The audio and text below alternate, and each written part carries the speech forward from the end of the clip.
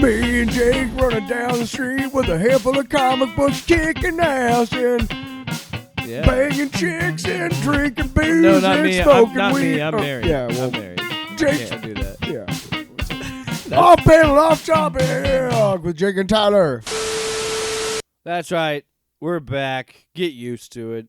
It's only been a week, but I was gone for a week. I was on vacation. Didn't we do one last week? We did, but there's been 2 episodes of Gen V. Son of a bee sting. And you haven't even watched the other one.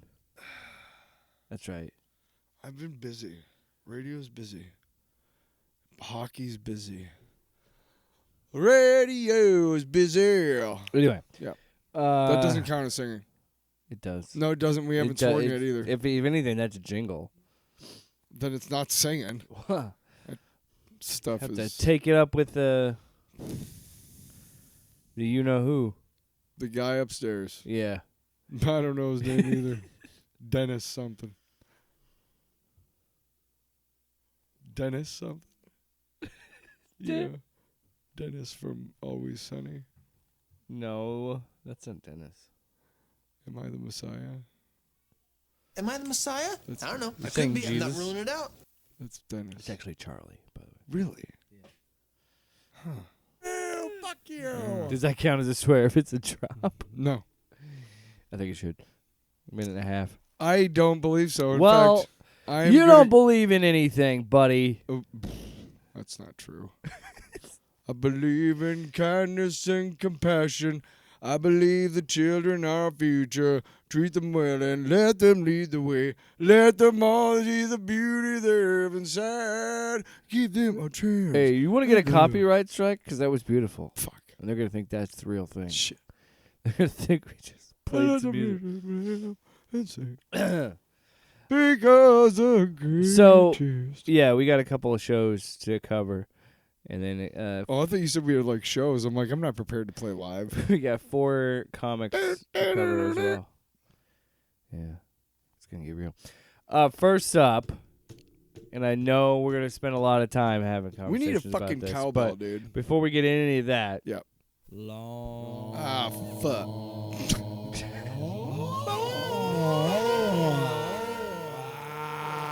It's a long box. It sure is. Yeah. You should start, I guess. Yeah, I'm gonna take my hat off because too much pressure. I don't know. When you wear like a hat and glasses and stuff, and like headphones, it's really not. It's not conducive. It's not optimal. It's not conducive to having. It's not what you want. If you want to not have a headache, it's not conducive to that state. All right. It feels like somebody's just crushing your skull, just little by little. A little bit. I'm sorry. I coughed right into the mic. I apologize. Apologize. Little by little. Will you focus? My long box this week. What do you want to is talk about? Naked Gun Sure. with Liam Neeson, Pamela Anderson, Paul Walterhauser. I don't know. Phil Walterhauser, the dude who played Mole Man. It's Phil, I'm pretty sure. Paul. Pretty sure it's Paul. Well, fuck you then. I'm trying to help you out.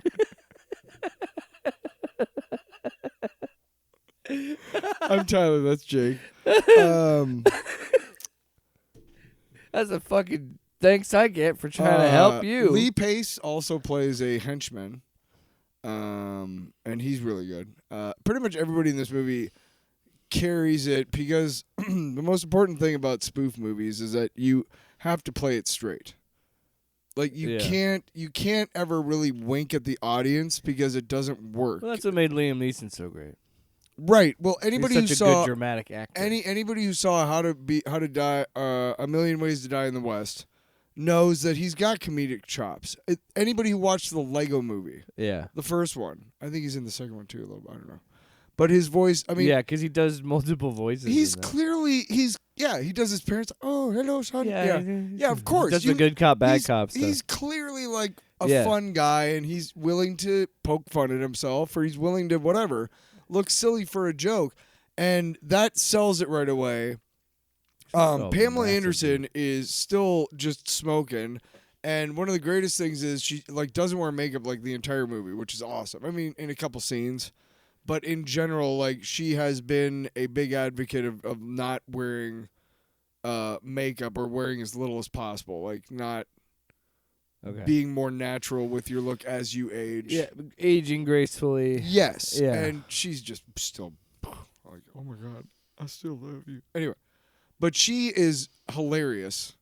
She kills it. The guy who plays Ed's son is really funny. But what I was saying to you is, like, within like 5 minutes, I'm already peeing my pants. I'm rewinding bits to watch it again because I'm laughing so hard, and I'm just like, oh my God, that's so, like, I just got to watch it one more time, you know? I don't know if you do that with movies. If there's something that either makes me feel something or that I laughed at really hard, sometimes if I'm watching it at home, sometimes I'll rewind it really quick to watch it again just to be like, oh my God, that's just great. I want to just burn it into my brain. And there were a lot of moments like that, a lot of sight gags. If you've seen the movie or if you've seen the trailer with him in the little girl's outfit, the disguise, okay, right? Yeah.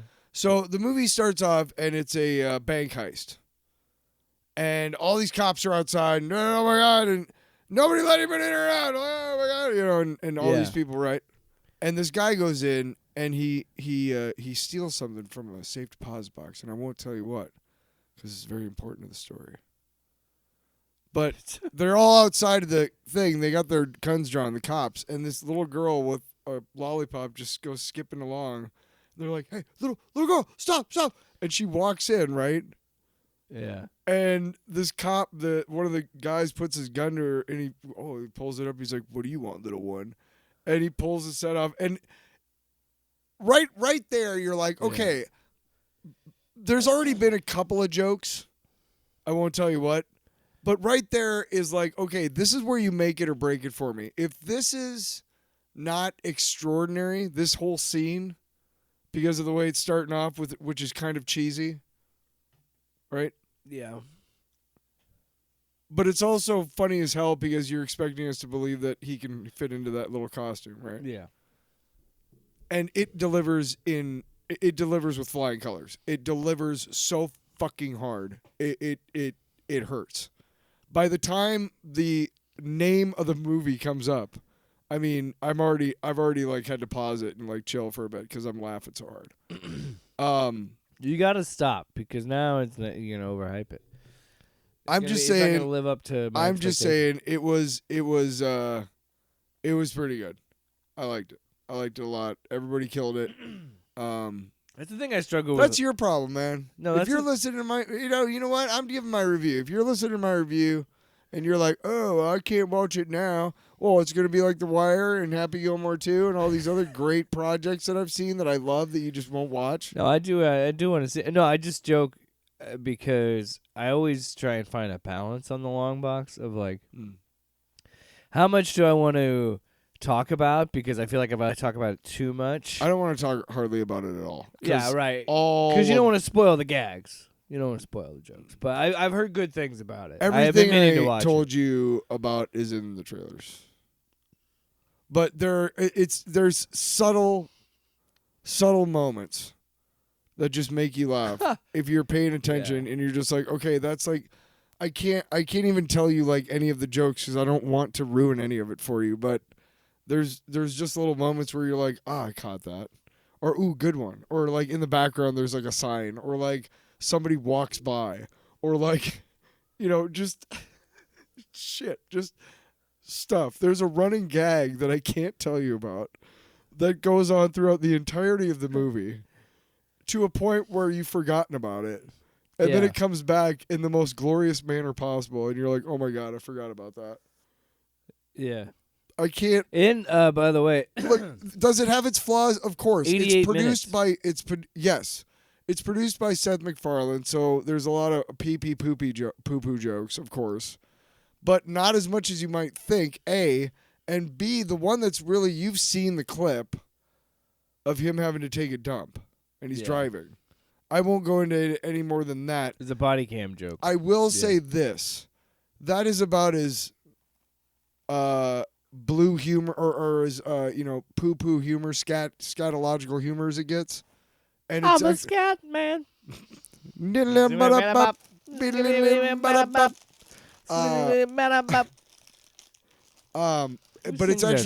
it's actually really, really funny. So, yeah.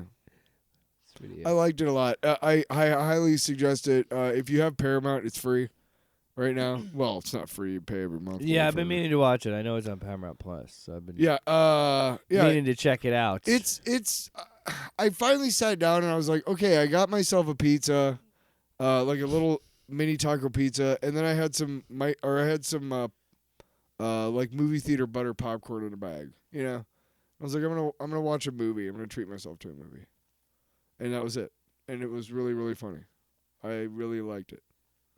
I am very proud of all the people involved. It's also Akiva Schaffer, so he's one of the Lonely Island guys. So it's basically like Family Guy and Lonely Island making a movie. And they definitely give mad props to the first, but also make it their own. And it's really good. I'm really, really pleased with it.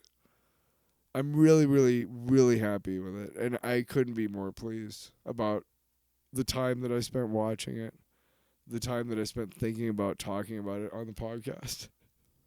I'm trying to see how far I can go before you go, okay, shut up. Yeah, I'm just going to see how long you can go, too. I was like, we're just kidding. Oh, so I broke first? Fuck you. I almost got entranced. We were both. I know. I was like, I don't know if he's still paying attention or if he's just stroking out or yeah, what. What is he? You were just staring at me like no trace of a smile. Usually I can get you to smile at least, and I'm like, all right, it's working. Nothing was working. Nothing. Oh, the time I spent thinking about talking on the podcast? The void of space is where I'm staring. Douche. Because I'm talking about Necrocheck. It's a book got me. I've been reading. So don't forget, Naked Gun on Paramount Plus. You fucking dirtbag. Highly recommend it. You fucking nut. What a dick. Okay. You aren't even finished with I'm just it, man. over halfway done with That's this good. thing. No, the print is pretty small, I bet her. Those books, like, you forget how small the print is, and it's like 680 pages, and you're like, it's more like 1,040, because, like, the print's really fucking small. I'm the kind of, like, so it's not, once it gets, like, well, the book that, Jonathan Mayberry does it. By the way, this guy, he's got, like, hundreds of published works. Like, it's crazy. Like, this guy's written a ton of books and stuff. But what interested me in it was it is, like, this Lovecraftian cosmic horror, but it also has it's very much like this action sci-fi thriller. And has like genuinely like creepy weird moments, but it has aspects of cosmic horror that I think are really cool, but also like crazy intense gore and action. And yeah, it's a fun read. I'm a little over halfway through the book, and I think the thing that I have been most impressed by is its pacing. Why I read over 100 and some pages one day. I was like, oh wow, I can't believe I actually like just sped through this because it's just paced well. I think it is funny that like he clearly has to convey the science across and has to kind of really explain things to the reader, so it's done in like info dumps. But this guy is clearly You can do that in such a way that's like it's still entertaining. Yeah. I don't know if you read Dune. No, I didn't actually. Dune is a really good does a really good job of distilling shit to you without really too much exposition, but more through the story. And they do have like every chapter starts off with like a quote from a particular book. That's very very similar to this because it's broken up into parts, and each part has a quote of some kind. I don't mind if an author takes like a chapter to like tell me what the fuck is going on. Like, hey, here's a little history lesson, right quick. No, I do appreciate it. You know what I mean? because I don't explain- mind that at all. Like this book has to, the whole thing is it talks about the reason they're on this station is because they're trying to use what they call a warp line gun, which is like essentially teleportation. And the way that teleportation is described later in the book is done in such a way that's an info dump, but it's done in an entertaining way where you, the reader, kind of, if you're not familiar with this, are having the same reaction as the characters where you're like, oh shit. Where you realize teleportation isn't really what you're doing. It's transpositioning. Mm-hmm. And what you're doing is taking that to send it to another distance, you have to tear it apart atom by atom and duplicate it in the other location. Yes. So what happened, something malfunctioned, and instead of ending up on Jupiter, they end up on the other side of the Milky Way galaxy. Wow. And that in alone is terrifying. But then all this other stuff happens. They start to learn more about what the title is, the Necrotech, where it's these mechs that can only be operated by the dead.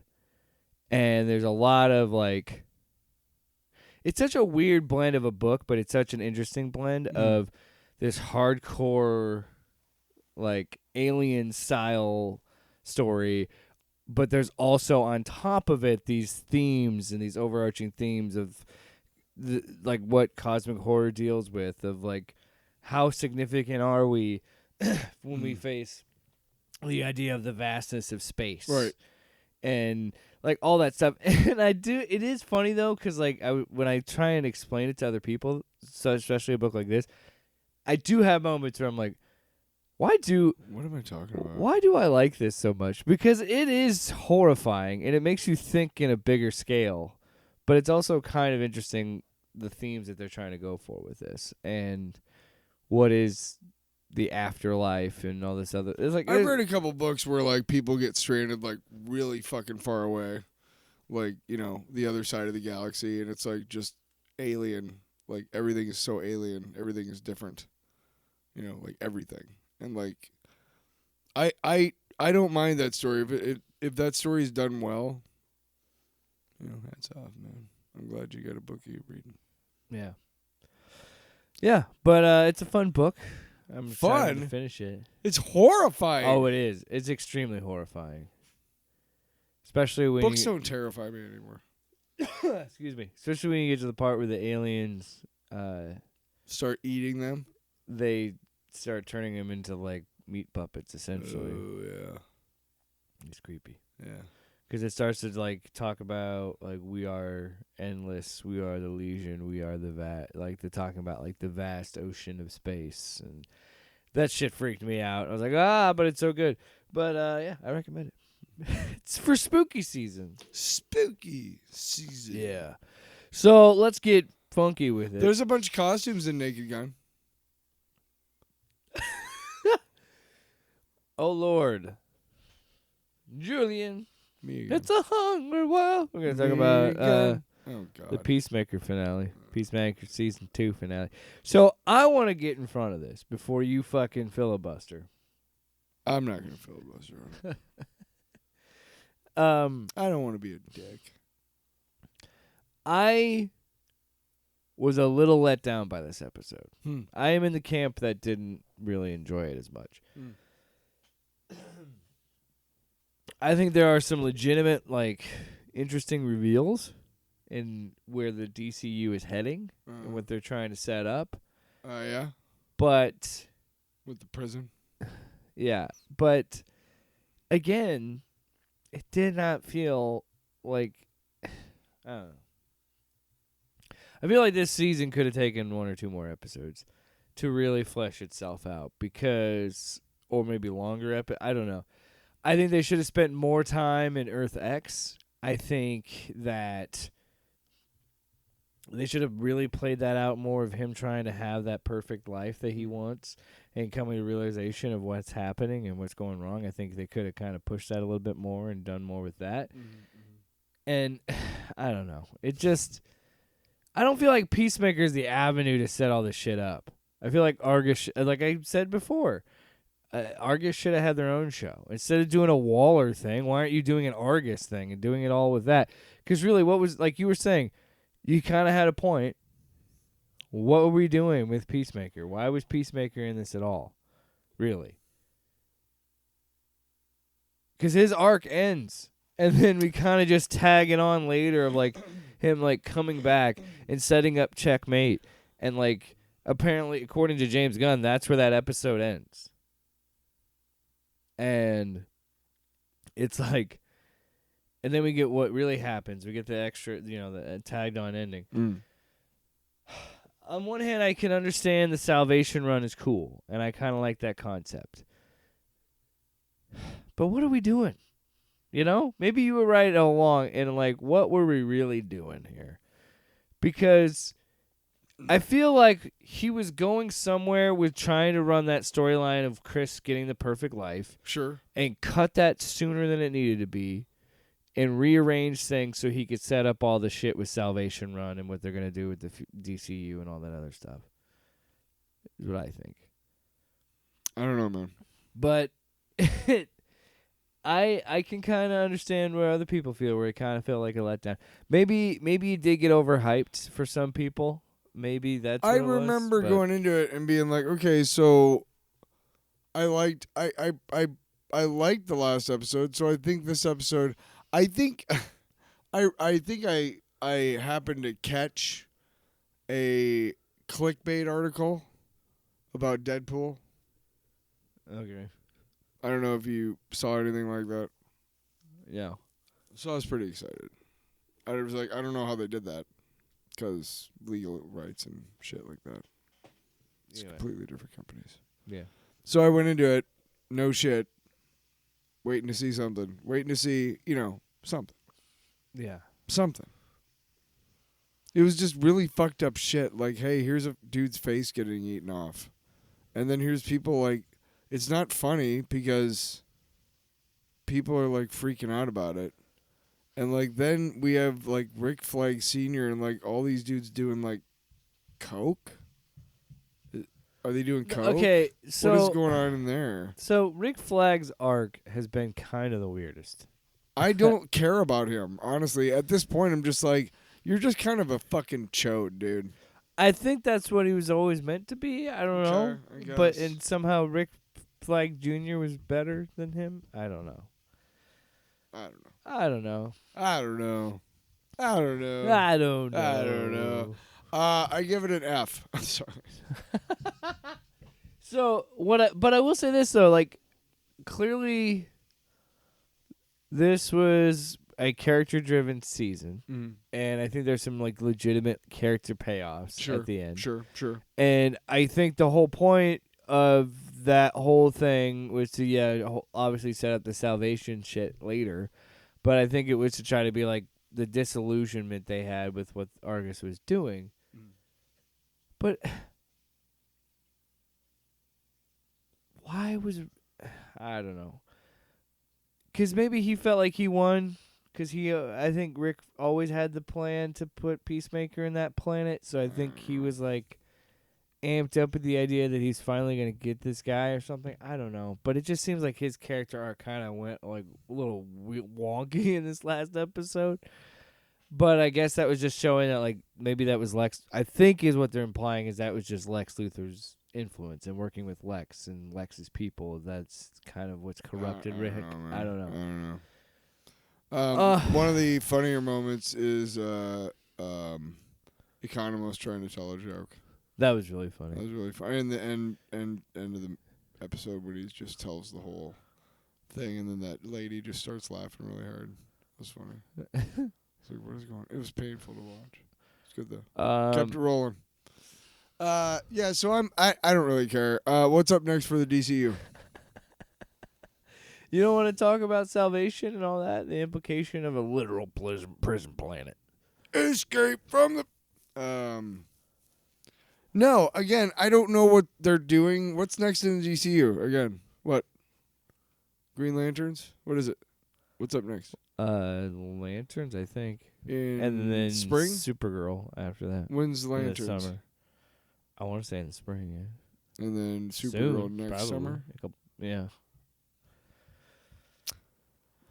I don't know. What are you doing, James Gunn? I guess. I mean, no. I'm serious.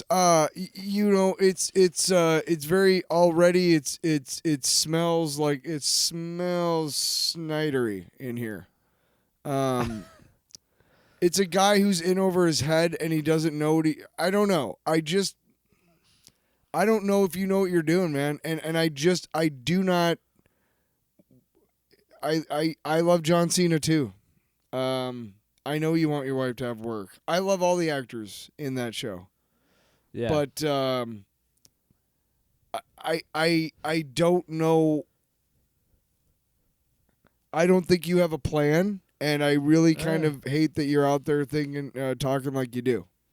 So I think you're just throwing shit at the wall and seeing what sticks, and reveling in the praise when you get it, and fighting back against the trolls when you get them too. I don't know, but it's as content. I need to see you evolve, man, as a storyteller, and I haven't. And this has been like, when was Guardians of the Galaxy first one? That's the first movie of his. 2014. I think. It's been like 10 years, and you're still telling the same kind with the same.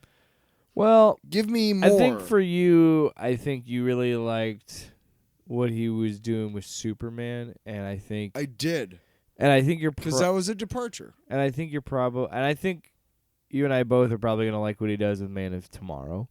I'm interested where that goes, but Woman of Tomorrow. Man of Tomorrow Superman? Is the Superman sequel, yeah.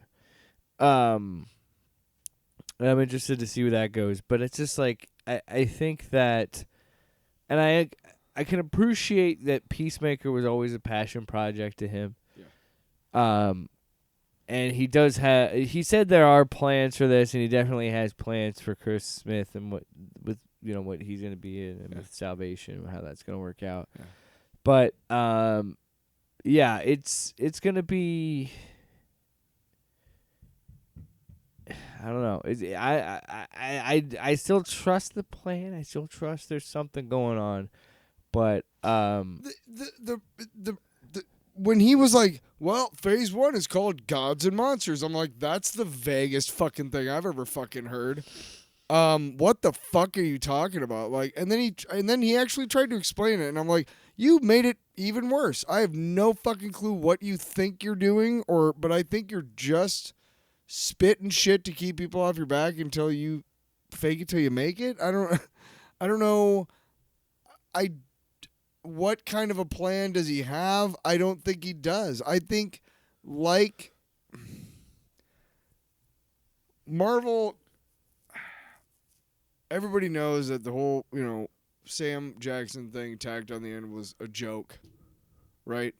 Yeah. And it blew up, and people were like, well, shit, we got to do this. And then Iron Man. And, we have all these properties. Exactly, right? So we know that. I'm not saying that anybody has to come in with like a clear, well-defined 5-year plan. But when I hear that your first project is an animated series called Creature Commandos, which is wildly R-rated, followed by Superman, which is just just north of PG-13, just a little bit. I mean, you can watch it with a kid. It's definitely a kid-friendly movie, right? It's a family movie. Followed up with a wildly R-rated Peacemaker. Right.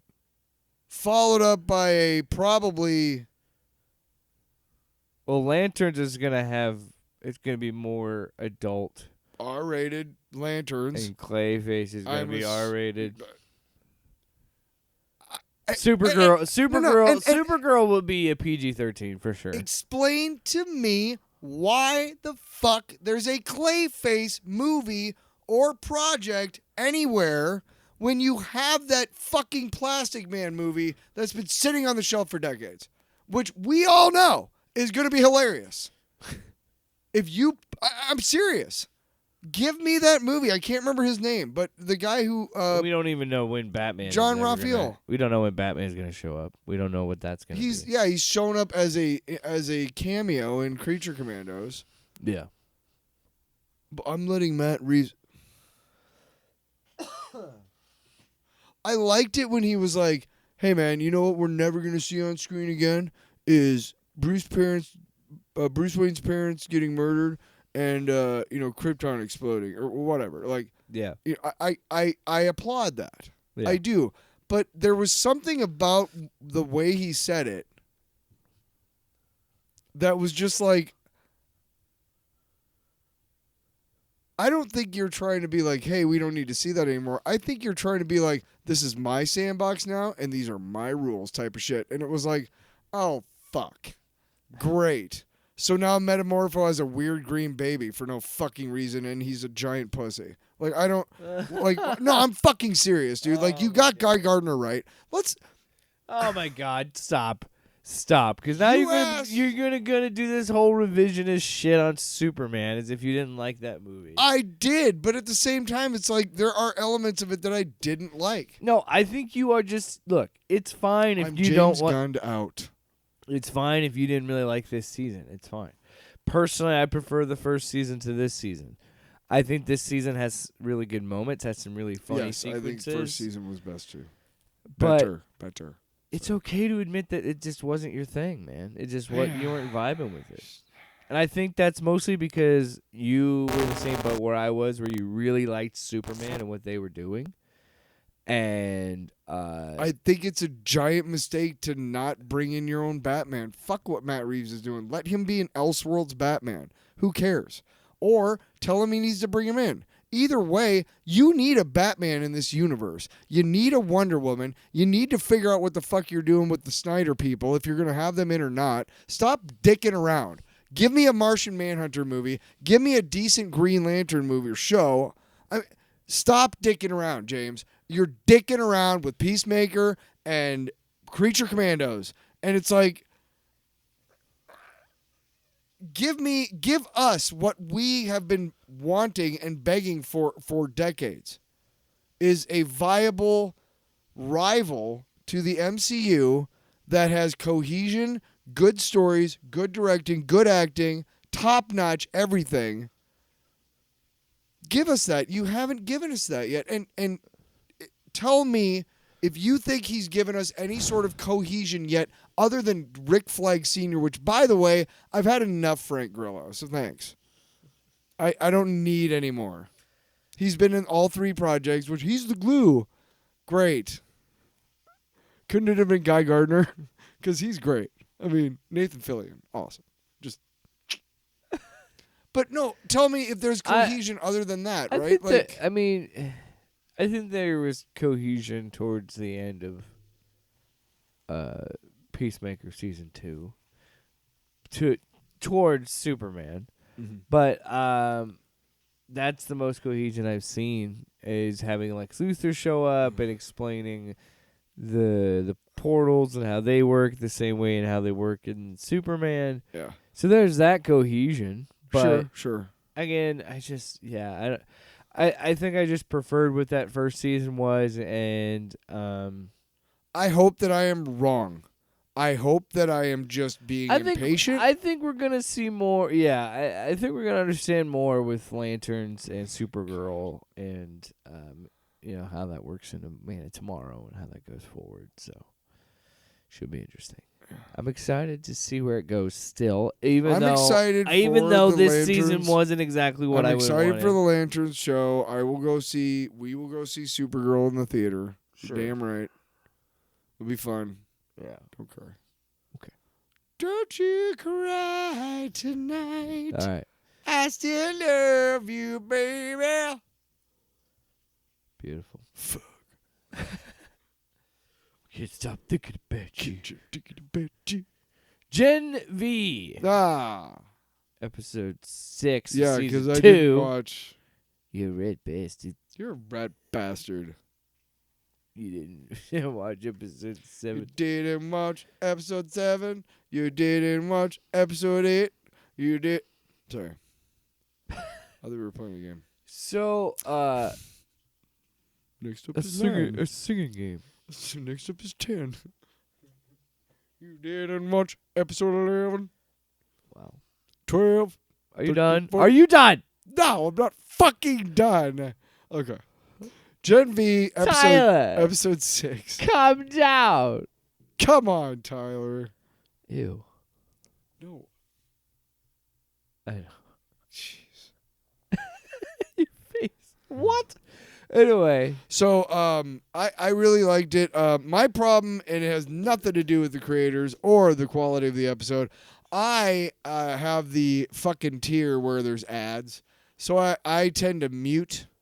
So for the first part of the episode, the lip sync is perfect, and then I mute the commercials like on the first commercial break, and when I come back, I unmute it, and for the rest of the show, it's just slightly off enough that I'm like it's annoying. I had some. That's weird because I had some Have you had that issue? issues. Well, I never did the mute thing. I noticed there were a few times. There was once in one of the episodes where the sync was off a little bit. That's weird. Maybe it's not just me. And yeah, I mean, I'm wondering if my other people TV's had an that older issue. smart TV. I mean, it's very. I'm not blaming anything to do with Prime or any of that stuff. I'm very whatever. That is a minor thing because I really liked this episode.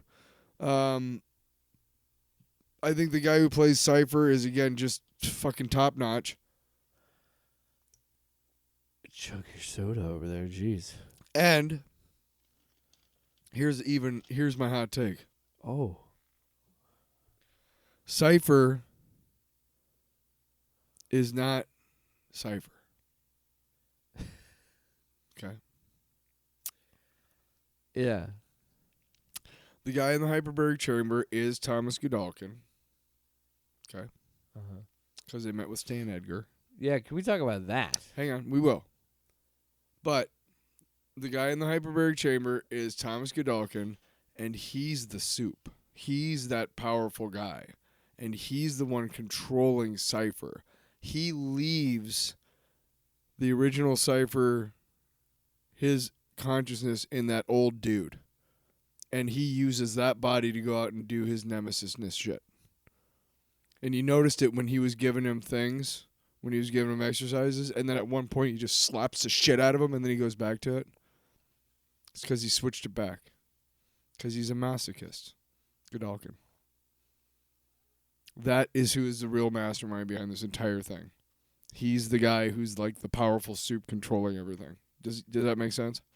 Yeah. I saw it when he was doing the exercises, and then he got that call, Yeah.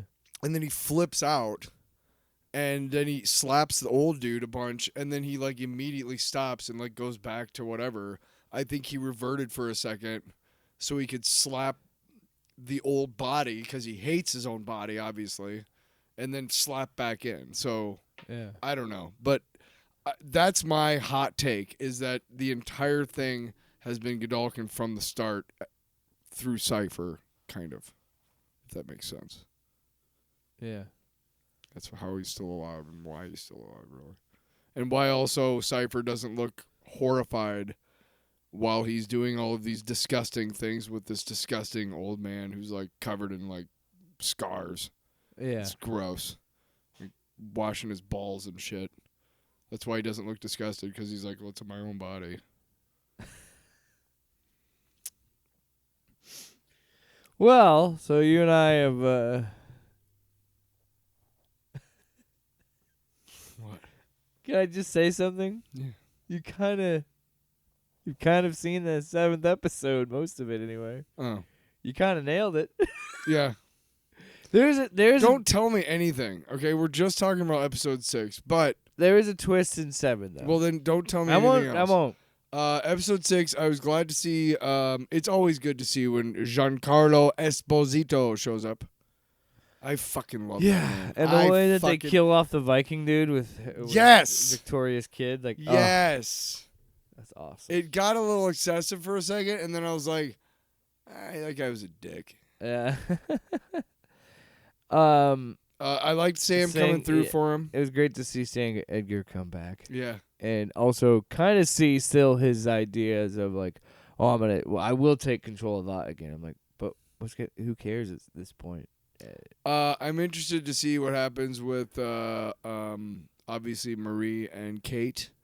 I think it's interesting. I'm looking forward to. You're just. How does episode 6 end? So I don't blur it with 7. She's leaving and Kate runs after her like, "Hey, you can help me fix my powers," and they walk away together.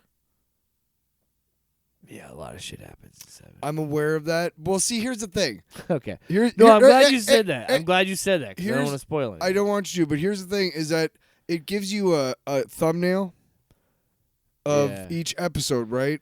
Uh-huh. So I have 6 and 7 already. And so before I even watch episode 6, I see the thumbnail for episode 7, and you know what it is. It's Marie and Kate standing in some fucking bushes together. Now, the last thing I saw was them, like, saving Annabeth. And then what do they do next, right? So already I know that they get out. Yeah. At some point. And that they're together for some reason. So before I even get to episode 6, I already know that's... You know what I mean? So do better, Amazon.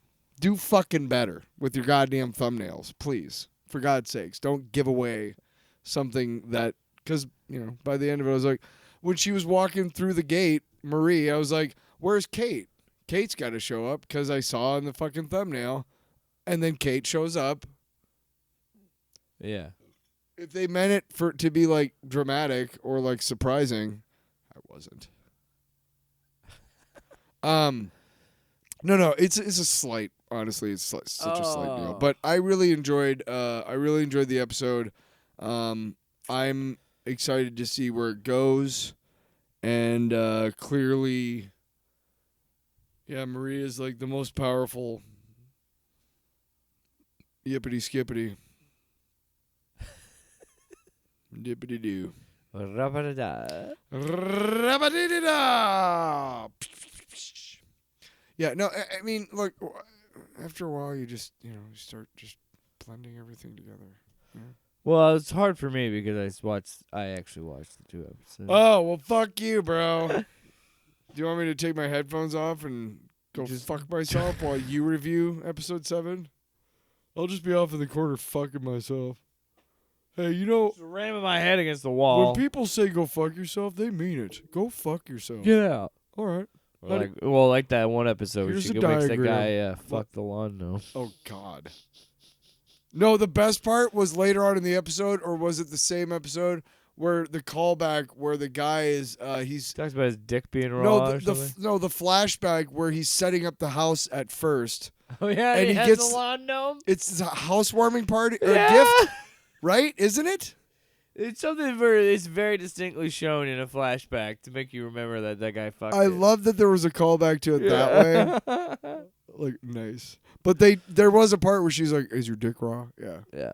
That was funny.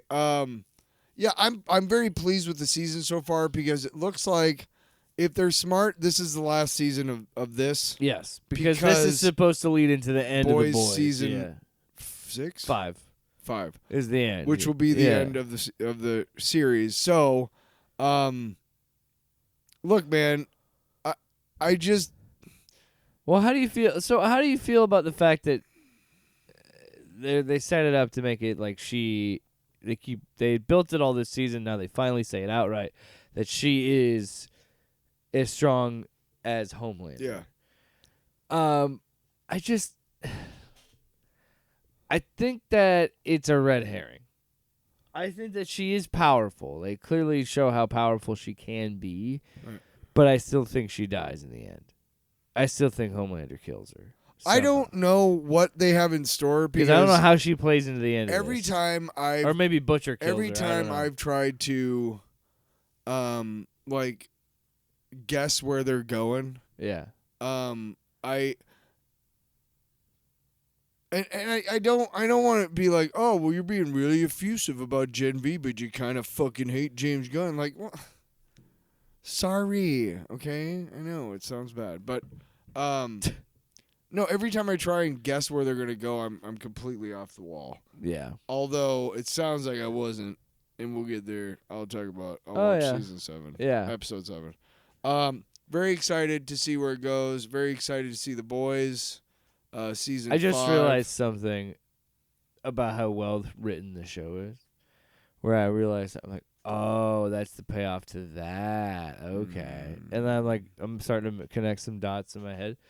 Because Gen V, when it first started season 1, you're like, oh, what is this? It's just some sort of spin-off that has nothing to do. You know what I mean? Not really. It's just a satellite. But what we're realizing is that Gen V season 1 and 2 is a great way for the boys, the makers of the boys, to give us some exposition with a really entertaining show. Yeah. And I think that I really do enjoy the culling or talking about like the kangaroos and then culling the herd and like all that stuff with good job, Polarity. Yeah, fucking of course Cypher is just scary as shit in this one too again. With the whole slapping but good job, Polarity, for fighting through it.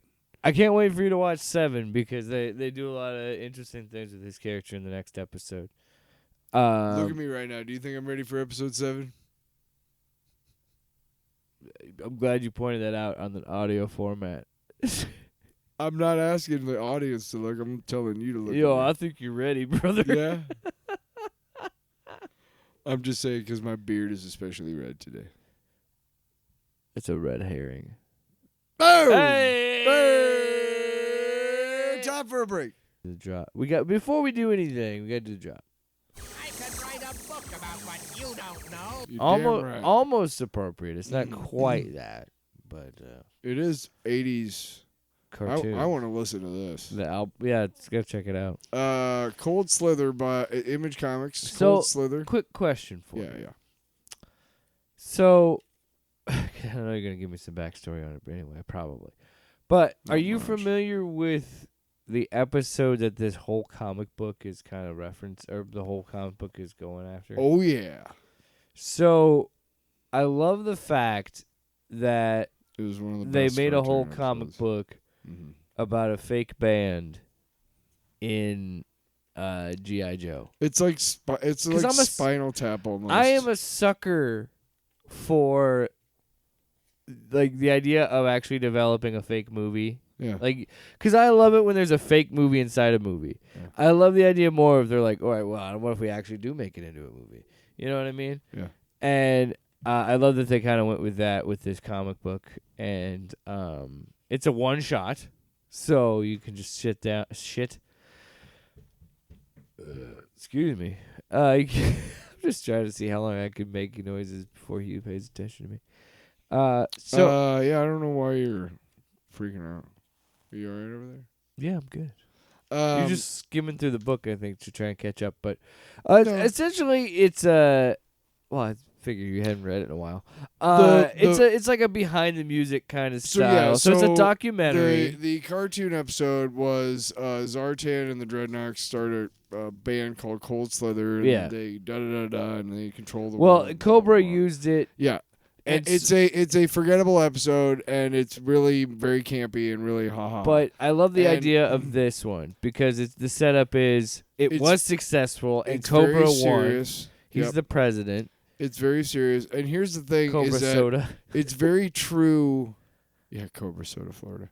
It's very true to the comics or the action figures and stuff. Like Larry Hama made all these characters up that.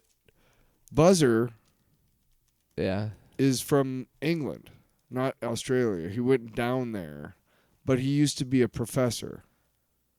And he got disillusioned or something, went to Australia and ended up becoming a dreadnought biker dude. Yeah. So it's interesting that he went back to that. Highly recommend it. Tim Seeley, Juann Cabal, and Rex Lucas, which it's fucking perfect. I looked up the song. So I looked up the episode and just got a clip from the song. Yeah. And those really are the lyrics from that song.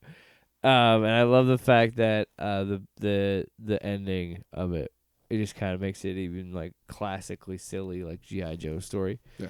Oh my God! When they did the part where and anyway, they got replaced with boring music, and it's just a bunch of commandos going G.I. Joe a bunch of times. Fun book. Recommend it. Yeah, I don't know if it's leading to anything or whatever. I don't really read the G.I. Joe books. It's a one shot. I think it's fun. It says in it. It's a cool callback. Yeah.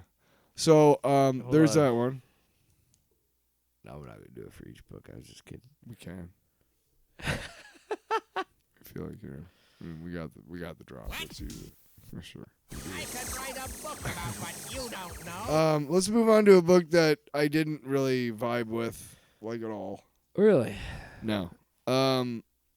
This is Spirits of Violence #1.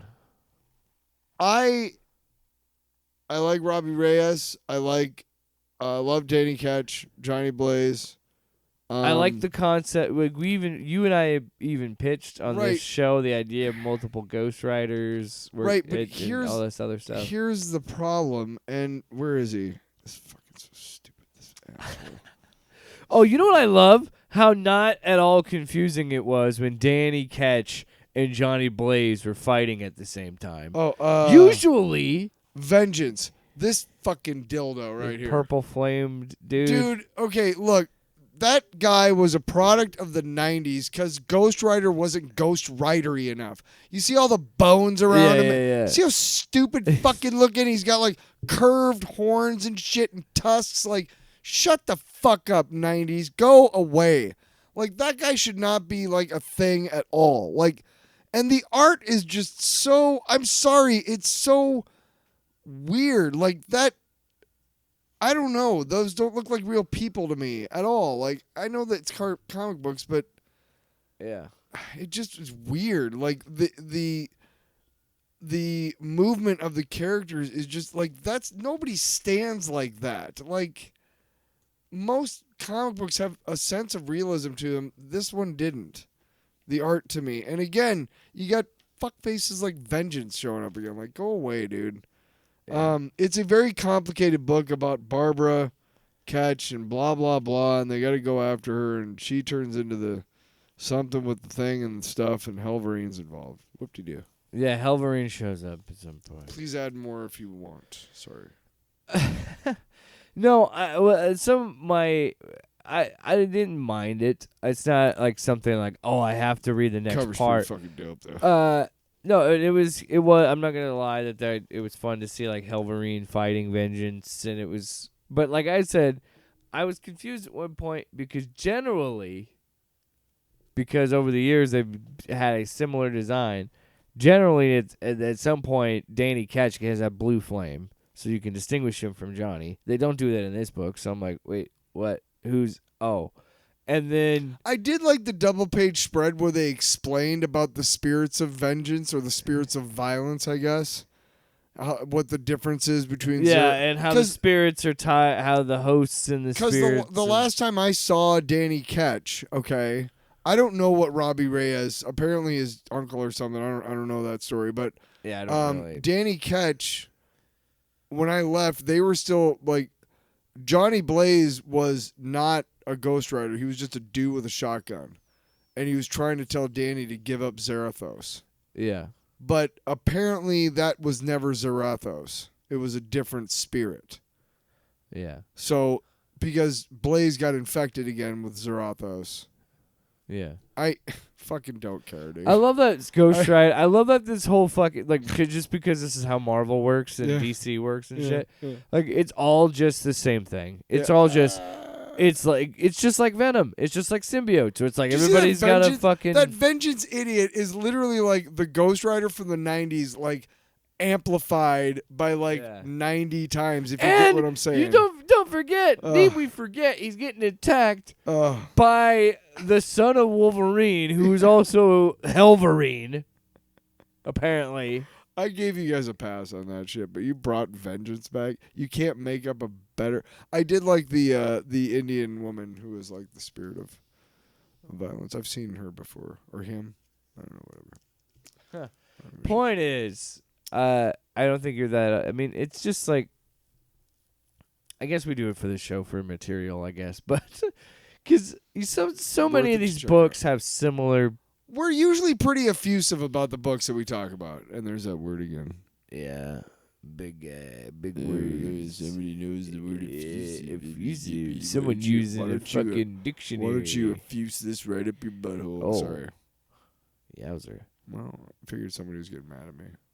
I wanted them to have a voice. I wanted them to have a voice. What if everybody's got the choice? Wow. I don't know. So. Next. Oh, you okay? Oh, yeah, okay. I could write a Oh, book yeah, about okay. what you don't know. Tell me about it. Tell me about it. Tell me about it. Absolute Superman all in 12. Yeah, Absolute Superman number 12. Stop singing. For people that try to make out what he just said. So Jason Aaron and Rafa Sandoval, I believe. And Ariella. I'm not gonna say Ariella. I'm not gonna say Ariola. Stop singing, Tyler. You made a whole song about not singing about it. Jason Aaron, writer. Rafa Sandoval, artist. Ulysses Ariella, colorist. Becca Carey, letterer. What if it really is pronounced Ariola? Well, Ariella then. So we start off, and we see Ma Kent, and she's in the memory care unit, and she's going like. We left off at issue 11 Yeah. with him escaping the captivity Yeah. of Brainiac. And she's all like, "Hey, he's coming back!" And they're like, "What? Who's coming back?" Yes, panels. just really depressing. You find out she has dementia. Yeah. So then they show up, and they're all like, "Hey, we're back, and Saul's back, and he's there's a flashback where he's like, "Hey, I'm gonna die." Or whatever, I'm just going to stay up here. And they're like, no, you can't do that. And Saul's talking to him and stuff. And then he goes away to somewhere where he can help. And that's where he first deals with Lazarus. And he understands like that he's got to step up. Well, it's all about him. Also, the flashback. He's becoming Superman.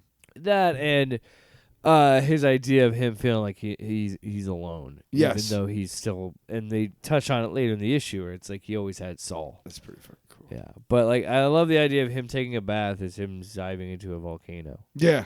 It's Yeah. But that's kind of neat. Solitude. Oh yeah, the Fortress of Solitude. It's Saul. He uses Saul's dust to freeze. Like he punches the ground and freezes it, and makes that his little tiny Fortress of Solitude. Yeah. So cool. then all the people like, all the people in the restaurant like popping out with their stuff and being like, "Hey," and it's all menacing, and then like, "Oh no, we're here to help you." Yeah. Like no, we they, like they what make you it do. seem like they're gonna get into a fight, and they're like, "Oh no, we're gonna." It's pretty cool. You helped. Yeah. You helped Superman. Like he's our hometown hero. Yeah. You know. So he goes back to. I like how she also says, "How do you know about us?" And she's like, "It's small town. It's even in the name." Like word gets around fast. I was like, "Yeah, it's funny. It's a funny bit." So yeah, Jimmy Olsen and Lois Lane meet up with Superman eventually. Mm-hmm. Cal. You can call me Kal-El of Krypton. And I kind of just this is an entertaining issue.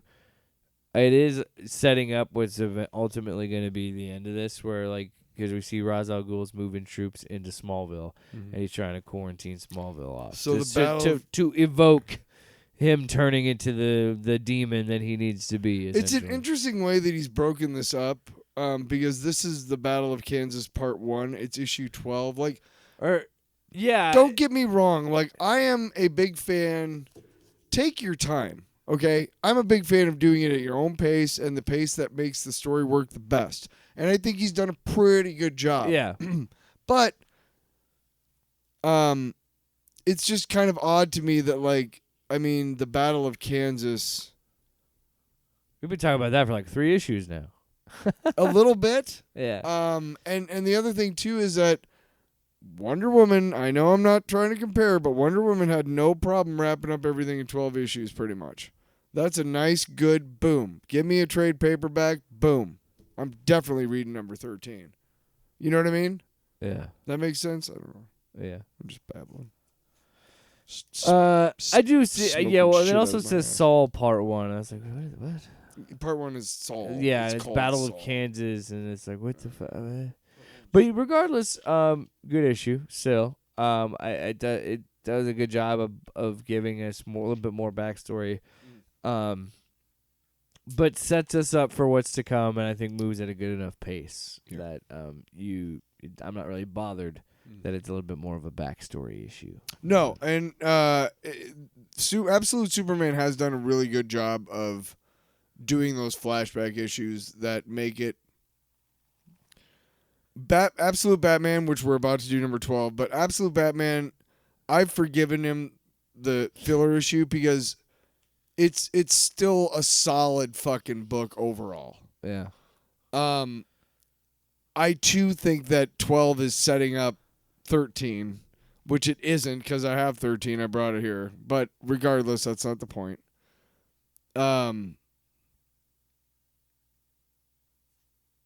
I just, they've all done a good job of pacing for the most part. I don't know. Yeah, I think it's a really solid issue, and it continues again the Trinity. Hopefully, we will get the actual battle the next Trinity issue. continue to be the best books in the Absolute line. Yeah. Right now, all right, here we go. I could write a book about what you don't know. Let's get to the last book of the night. Absolute Batman number 12 by Nick Snyder, Bill Scott Dragotta, Snyder. and Dave Martin. None of those names. That's Scott Snyder, Nick Dragotta, but Frank Martin. Nick Dragotta, Scott Snyder, Bill Dragotta. we got pro wrestler Dean Malenko in there. So last we saw, Bruce broke out of That's a random Arkham name. on the back of Waylon, who is King Croc, who is this gigantic crocodile thing. Killer Croc, but yeah. Yeah, and he's like, "You saved me," and he's like, "Yes, now you saved me." Yeah, he Kill wants me. him to kill him essentially because Yeah. what life is that? They turned him into this thing, you know. Yeah. Of course, Batman refuses because he doesn't want to kill his friend, you know. And this issue is, I love how at this point of the series, it really is just, you wouldn't think that Scott could surprise me. Or you wouldn't think that I was like, oh, wow, I really thought I knew where this was going. But I truly, I knew at the end of the last issue, I'm like, okay, we're clearly setting up, this is how we're going to develop Batman's Rogues Gallery Yes. for this. Like, that clearly is what they were going at the end with Bane, showing him showing up with his friends. So I knew that was going to happen.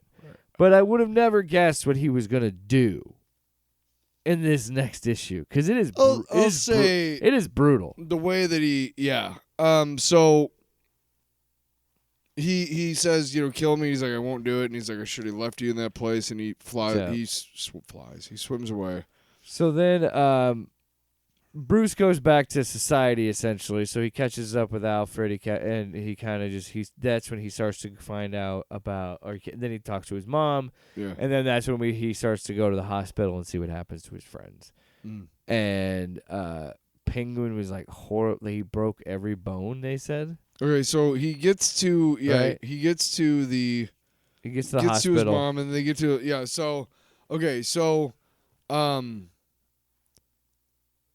he they meets broke up nearly with they Gordon, broke nearly too. every bone in Oswald's body, some in multiple places, but somehow they did it in a way that missed each vital organ. It was precise, surgical, cruel beyond measure. If Oswald lives, he'll be almost 2 feet shorter, and his hands, his feet, it'll be hard, Bruce, a life of constant pain.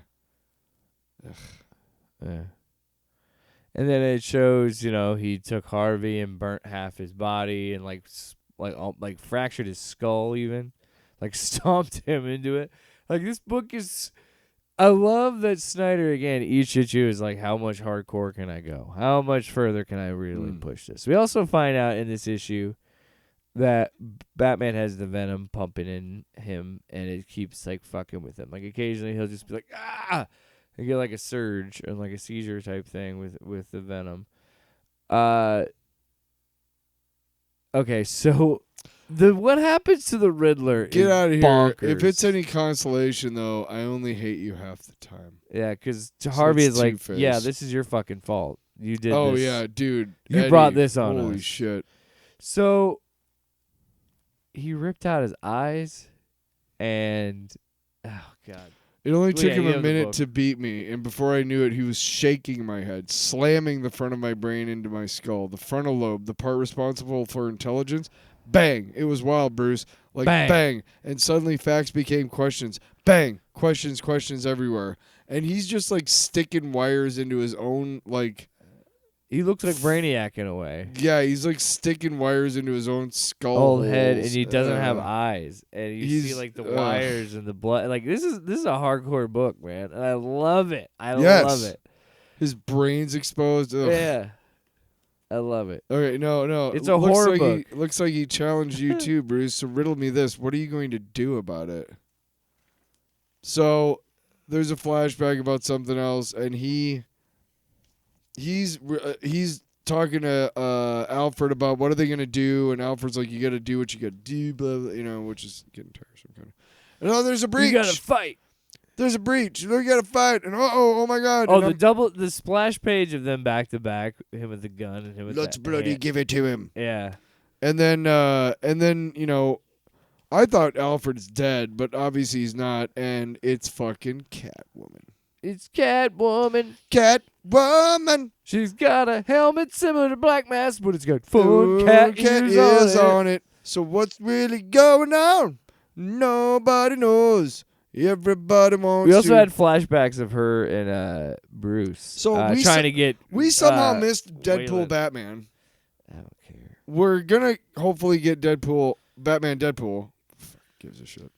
Batman Deadpool and Deadpool Batman. Get both. Cause fuck you. Fuck you, consumer, you fucking chode smoking butthole. You rat bastard. What do you have money? Give it to us. It's not yours anymore. You're not supposed to have money. We're the Give me the rest of your money. corporations. We're supposed to have all the money. You like that? You want to eat? You work for us. That's them punching you We'll in the give mouth. you just enough to eat. Not enough to pay your rent, though. Yeah, brutal issue, by the way. Brutal. Love Fucking it. Love it. issue, bro. All right, you done. Brutal issue, bro. You're done. So I also love the fact that he's making like Bane the big guy until the big bad for this whole thing. Like Bane, like I'll give him props. I should have just trusted. Well, they do refer to Look, him. I was never a fan Like, of. do you think I was, he'll let well, you go? Here's the thing. I was never a fan of the rogues being his friends at first. Mm-hmm. I'm like, and you could probably, I mean, shit, this is our 12th review of this book.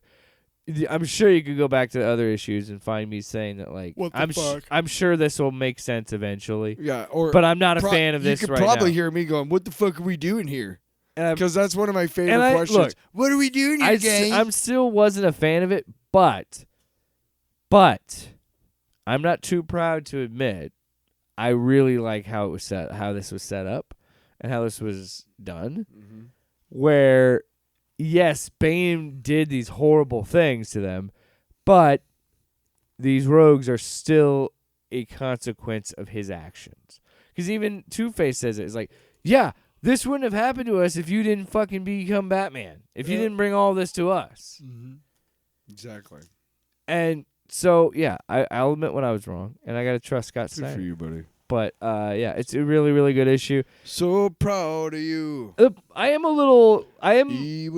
am finding myself kind of where you were with the first arc, where it's like, how much more extreme can we take this? before this gets really unbelievable. What? Some of the stuff in these books, like the level of violence and the level of. I'm not saying I don't like it, but it's like you're almost wondering like how would he top this, or how is he going to top this? And if the leaks of what Joker is supposed to look like in this book are true, what the fuck? He is going for it. Not looking at it, and I'm still not finding it because I don't want to find. I want to be completely just taken aback. Here's the thing: is the Absolute Batman Annual will have 3 stories by 3 different creators, and one of them is Daniel Warren Johnson.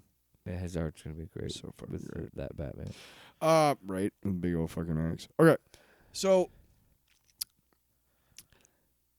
I just I don't know, buddy. I don't know, buddy. Look, this book is just really good, and I know we've talked about, like, you know, Peacemaker with the violence where, like, he's getting his ass kicked by Rick Flag. Okay, that guy's dead, right? Like, oh yeah, there's a few times in this book in previous issues. Of course, what would we? Yeah, but you know what? Fuck it. As much as I kind of have had issues with Dragotta's art for different reasons, mainly human faces, like all the rest of it, I love. But for some reason, his faces just look weird to and me. he does a really good job of making shit look grotesque and gnarly. And that works because it lends enough of a cartoon quality to it that there's nothing it's stylized. Yeah. Stylized, yes. There's nothing in me going like, that can't happen. Yeah. What? And you kind of just go for the ride where you're like, theoretically, yeah, he shouldn't be alive, but that's fucking insane design for Riddler. Like, but I'm gonna buy it. I don't care. I'm buying it and I'm eating it up and I love it. Keep giving. Oh, you can't just drive an elevator shaft like it's a car. Fuck yeah, you can't. What do you mean I can't twist and turn with a giant axe head on my fucking chest? He just fucking kicks open the door. You know who I am? I'm fucking Scott Snyder. I can do whatever the fuck I want. He's driving an elevator shaft. What do you mean my cape can't be all right. malleable and... Listen to me. Nick, listen. I got an idea. The symbol is an X. That's really stupid. Hear me out. Fucking pitch. No. Nick was like, tell me more. And you know what? Me, when I read it. Glad we're an audio. You know me when I read it? Oh, yeah. All right. Where is the lube? All right. Where's the lube? Light some candles. It's time to get loose. Off panel, off topic with Jake and Tyler.